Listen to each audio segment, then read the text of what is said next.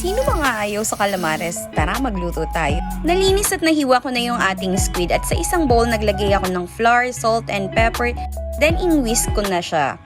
Isasalin lang natin yung ating nilinis na puset sa isang bowl. Then lalagyan natin ng 2 kutsarang flour mixture. Mix lang natin maigi para ma-coat siya ng maayos. Then maglalagay na tayo ng egg para maging wet yung ating butter ng calamares. Ganyan ko siya gawin, idols, para mas madali at hindi messy. Mag-iinit lang ako ng mantika sa ating kawali. Kukunin naman natin yung ating flour mixture na tinabi kanina. I-dredge natin doon yung ating pusit. Then, yan, nag-check ako kung mainit na yung ating kawali. Hindi pa, so paiinitin pa natin siya ng konti bago natin ilagay yung iba pang calamares. Ayan. Make sure na mainit yung ating mantika, idols. Mas mainit ang mantika, mas madaling maluto at mas malambot ang ating pusit. Kaya make sure na